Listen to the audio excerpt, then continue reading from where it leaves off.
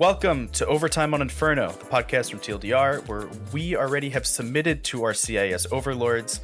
I'm Logan Ramhap, and I'm here with Aizyesque. Let's get into the buy round.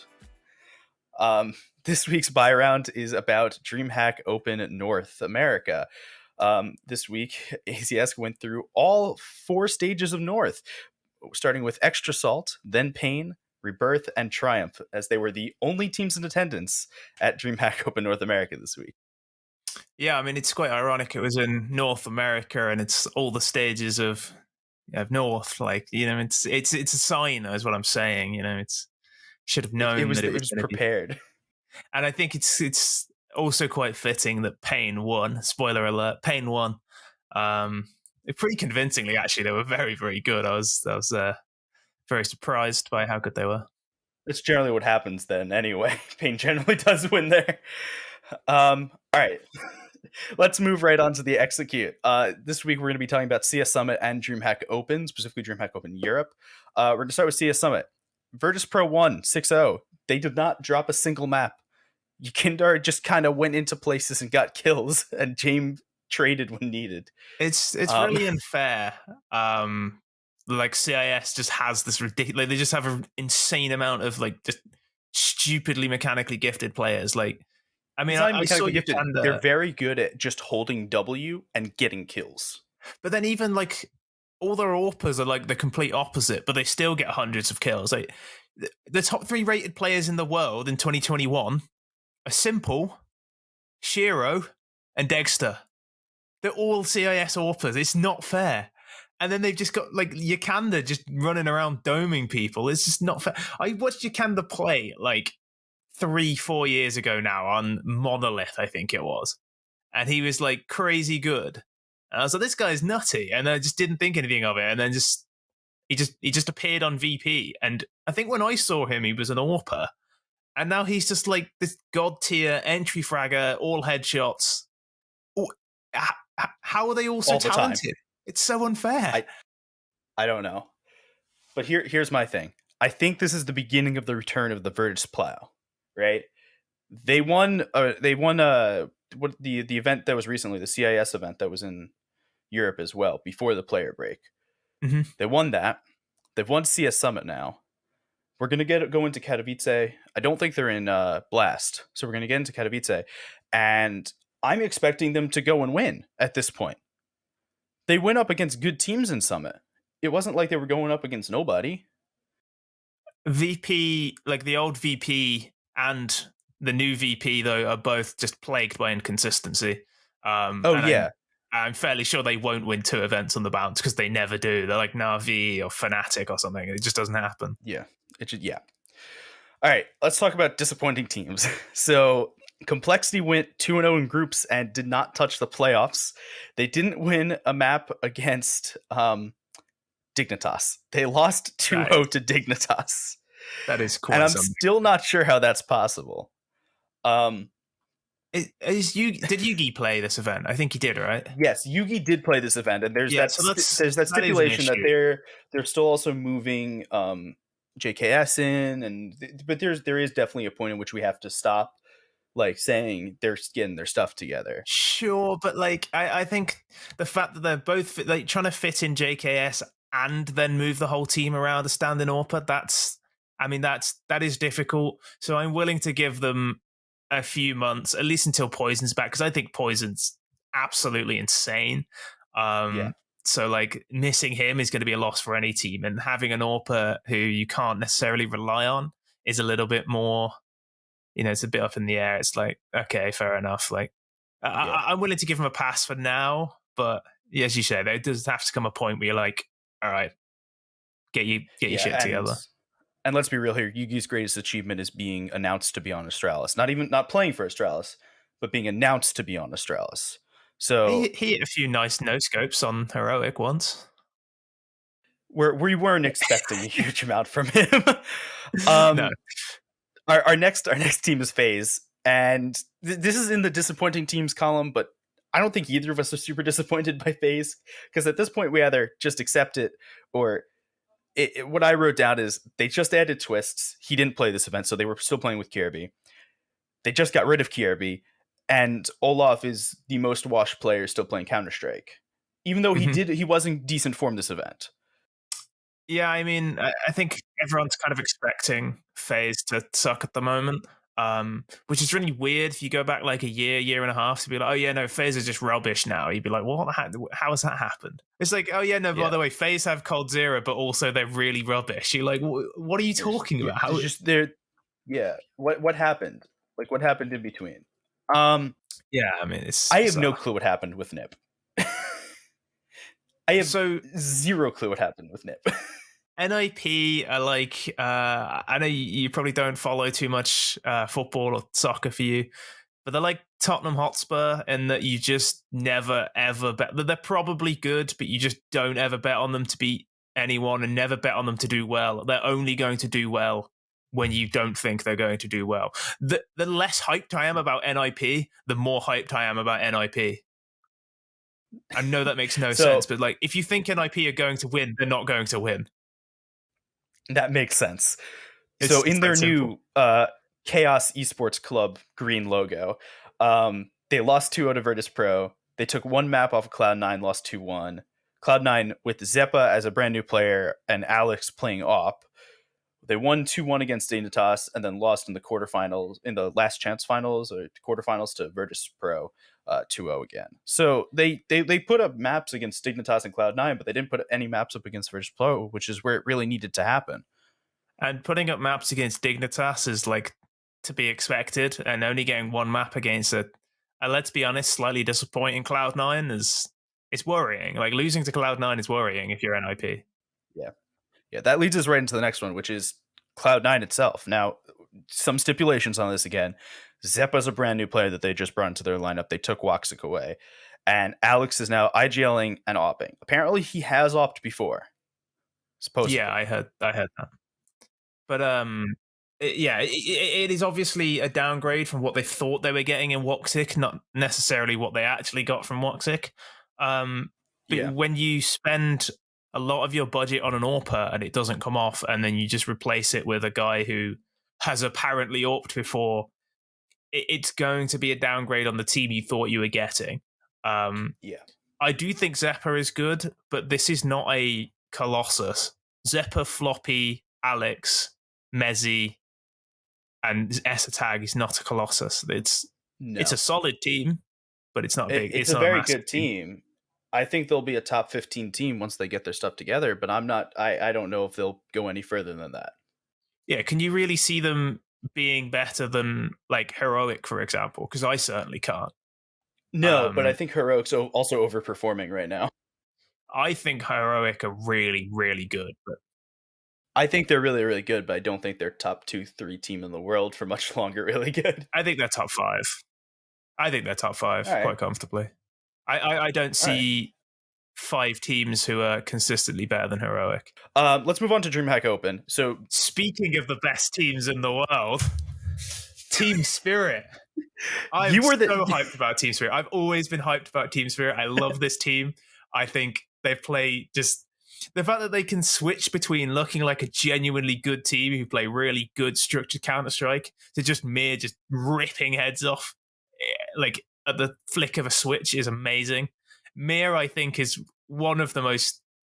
He's insanely underrated. He is.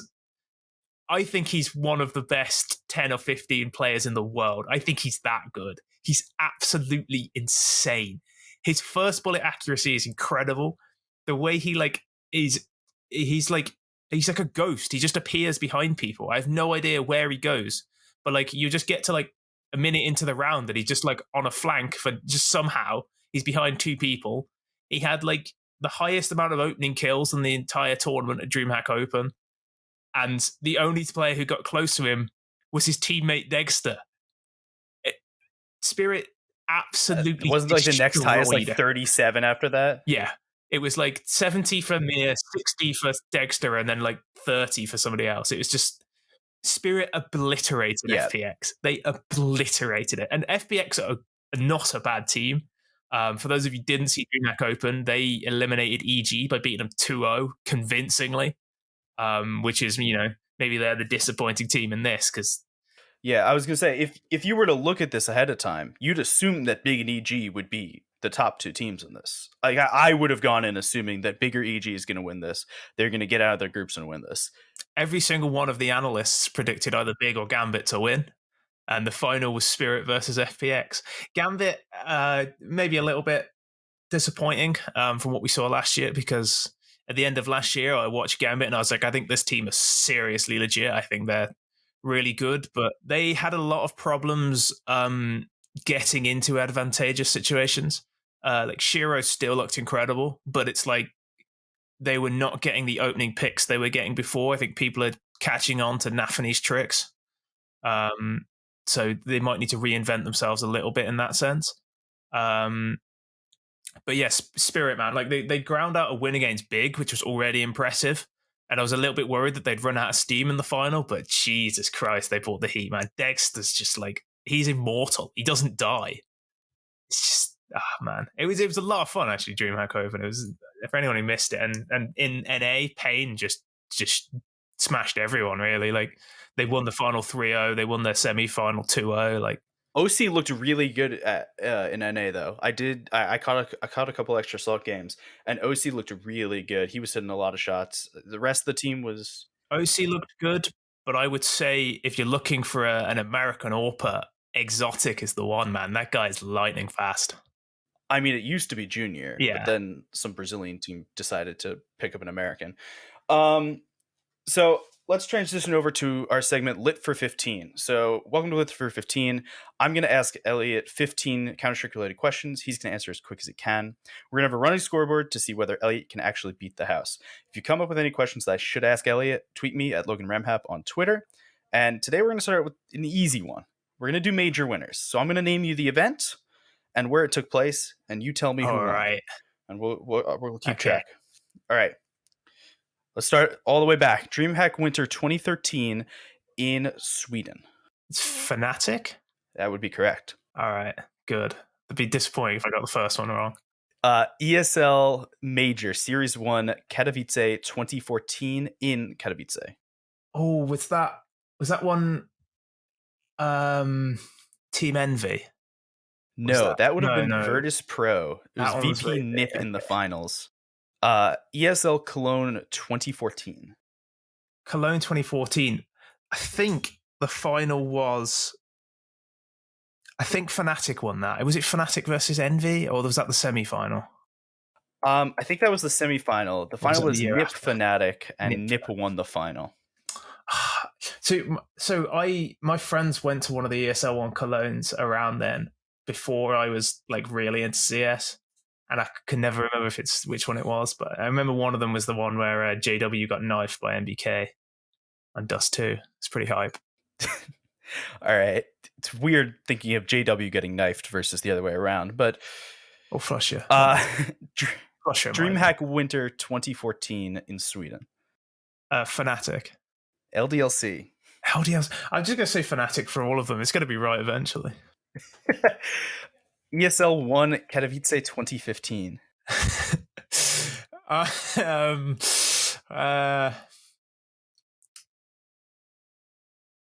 I'm going to say Team Envy.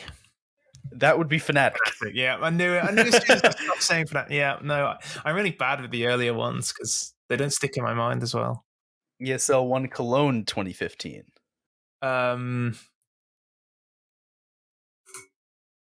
Fnatic. Yeah, no, that would be the second Fnatic major. Well, the second in a row. Yeah. Dreamhack Open Cluj-Napoca 2015. So that was the one. Didn't FaZe get to the semis of that? Or were they G2? No, I think they were... No, sorry, was it Dignitas? Dignitas got really far in that one, but I think Dignitas did get far in that one. Yeah, because that's the tournament people always say, that was when AZ was at its peak. It all comes back around. I think a Team Envy. Yes, that would have been the Envy. Yeah. Now we start getting to the newer ones. So this one I should know these ones, but you just never know, do you? MLG Columbus 2016. MLG Columbus 2016. I think I watched that, so I should know. Fnatic. That was Luminosity. It's with That's Luminosity got beat Luminosity, yeah, 2-0, that's fake, yeah. 16-0. That's so obvious. Yeah, no, They I got beat 16-0 in the first round by Fnatic and then went on to forgot they win the were whole major. Luminosity then. Yeah, no, that's really Yeah. bad. ESL won Cologne 2016. Were they? Oh shit. So I want to say SK because I think they were SK then. Yeah, They were SK. I can't then, remember yeah. if they were Luminosity or SK at that point. That's All true. right. E-League Major Atlanta 2017. Atlanta was that's Astralis. Yeah, that would be one of the most watched majors in That was history. against Virtus Pro, yeah. Yeah. PGL Krakow 2017. Krakow was Gambit. Yeah, the weirdest major ever. I loved that. It was great fun. Oh, it was a great major. Yeah, that was great fun. So weird to see Gambit Immortal final. Boston 2018. That's E-League. Cloud9. That would be Cloud9, the American dream right there. Face It Major London 2018. These are all just Astralis. Yeah, the last one third that wasn't won by Astralis was won by Cloud9, which is just bizarre. Yeah. Like it's 3 years since the major holder was not Astralis. Like since a major was won by somebody who wasn't Astralis. It's just miserable. Yeah. It's miserable. Somebody else, please win it this year, for the love of God. So you got 10 out of 15, and a good majority of the new ones, which are the important ones. Yeah, those ones. Yeah, I mean, I watched them more intently. So yeah. All right. Let's go into the post plant. Let's talk about Kjaerbye. Yes. So I mean, I tweeted about this the other day. I think it's really weird that FaZe would sign a player who's slightly out of form for the most part. Like, I think he was pretty decent on North, but a lot of people are going to disagree. He wasn't the player he was when he won major MVP, obviously. But surely FaZe knew that when they signed him. So to then drop him 3-4 months later is just weird. Like, yeah, it's like he was a stand-in for them, but he didn't know. I think they knew though. Yeah, they knew, but they just didn't tell him. Yeah. I don't know, man. It's bizarre. Let's talk about Kjaerbye's career really quickly. So, as Elliot just said, he was a major winner in Atlanta 2017, and he was the MVP for that. A major achievement is he was on Astralis, which is an achievement for every single person on Astralis, unless your name is Yugi or Snappy. And he absolutely carried Astralis to that major final. That there was nobody else who should have been MVP, and it wasn't even close. People seem to forget this. Like, people seem to think, oh yeah, no, he won major MVP, blah blah blah. But he was like, Device. He was the reason they won. Seriously choked that final. Like, people talk about how Device used to be a choker, blah blah blah. People forget that his first major win, he choked the final. He was not good on train. Like, in the final map, he was not good. I think he bottom fragged or he was fourth. And Kjaerbye like just hard carried that final. It was like him and I can't remember who was second. Was it? I think it was Dupree as well. He was Dupree, yeah. And it's like people seem to forget how much of a Heimlich maneuver Kjaerbye pulled on them. Yeah, no, he was a fantastic player on Astralis. I think he ended up getting ranked 15th in the world that year. I might be wrong. It was somewhere in the low teens. But if you were to go specifically on that one map, Kjaerbye is the best player in the world at that one time specifically. Yeah, clearly. So where he's been. So he was obviously on Astralis, where he won a major and left. Yep. He wanted to play with went MSL. To North. Who wouldn't? Yeah, he wanted to play with a truly fantastic Danish opera MSL. I will hear no bad words against MSL. He went to play for North. As a resident North fan, what happened on North? He won a tournament. Well, I won quite a few tournaments. Just Yeah. Don't know what else happened. I must have missed all the rest. Yeah, every tournament I watched, they won. So. And then he went over to FaZe, and FaZe hasn't gone well at all. Well, actually, it didn't go well. He's gone already. It's so weird. So where can he go? Where is a realistic landing spot for him? My joke answer for this is North. Because it's probably not that much of a joke. I don't know if he'd want to go back, which is part of the issue. There's always him relinking up with MSL and AZ and making another team is the other option. Those two are still available. but I would be surprised if that happened as well. Right. So, what's your opinion on this? I think it's a terrible fit, but all the rumors we've heard is Carrigan is going to be moving over to FaZe and taking over Olaf's spot. So, Mouse Sports is going to have an extra spot. So, putting Carrigan in on Mouse Sports. You mean Kjaerbye, Yeah, putting Kjaerbye in on Mouse Sports instead of Carrigan. Yeah, I mean, that's obviously not going to work, is it? Like, I don't know. You need somebody who's willing to just bottom frag for that team, because you need somebody who's just willing to die for that team, I think. There's a Well, lot it's not of even just willing to die. You need somebody, you need a players. capable IGL. Yeah, but it has to be somebody. It also has to be like an unselfish IGL. Like, I don't think you could put Blame F on that team with Rops and Acor, and it's just not going to work. Frozen, yeah. Yeah. Something that's definitely not going to happen, but I put it down anyway, is a sixth man for Cloud9. Because Henry G did say that he wants to have a sixth man as like a content creator and that kind of stuff. And I think that could be a decent role for him. But I don't think he would work as a content creator. I think you'd have to make Floppy or somebody the content creator. I don't think Kjaerbye really has the... People don't like him because of the Astralis to North move, and everyone who's on North just becomes unpopular because nobody likes North except me. Yeah. He would have to be a starter, I think, on that team. Yeah.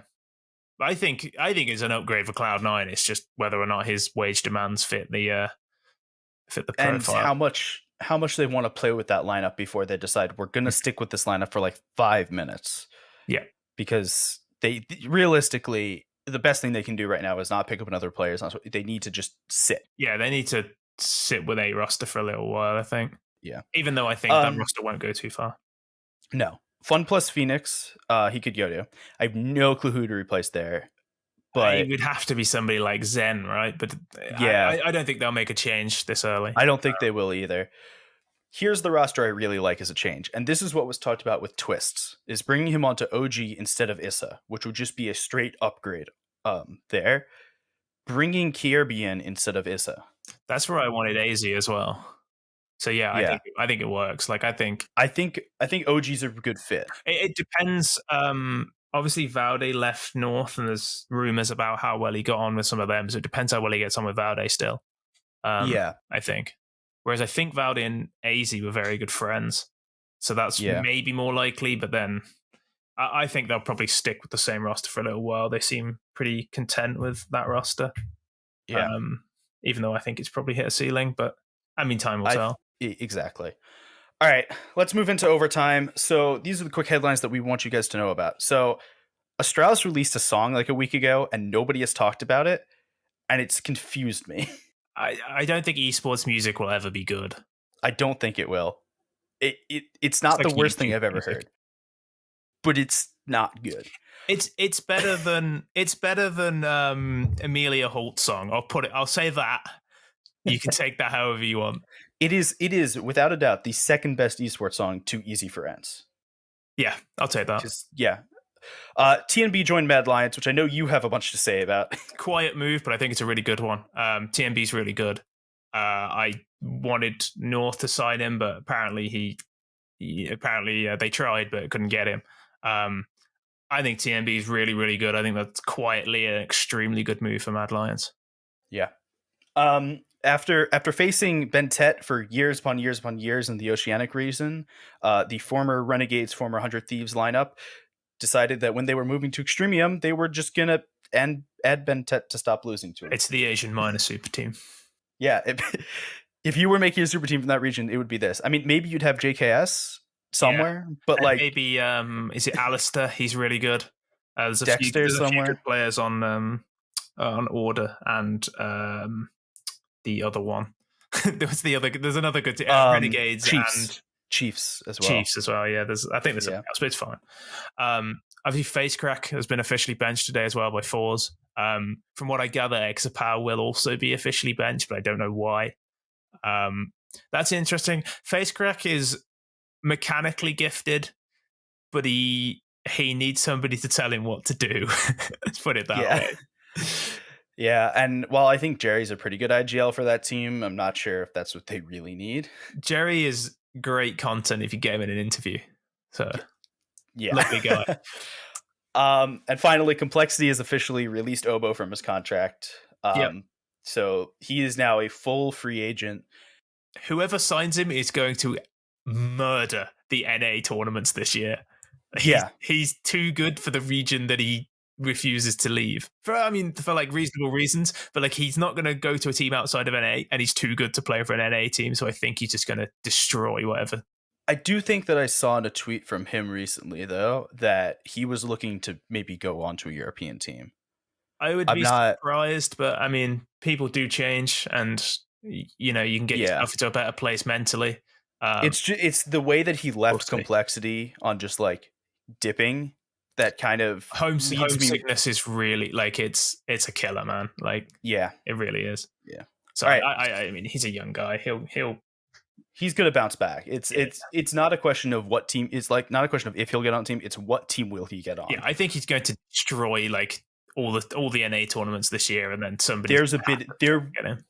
Even if we don't know right now, there's a bidding war going on for him. Yeah, I would think so. Yeah. All right, so that's it for this week. Make sure to follow us on Twitter at ReadTLDR, at Logan Ramhap, and at Aizyesque. And please send us your suggestions for Lift for 15. We will see you guys again next week. Peace.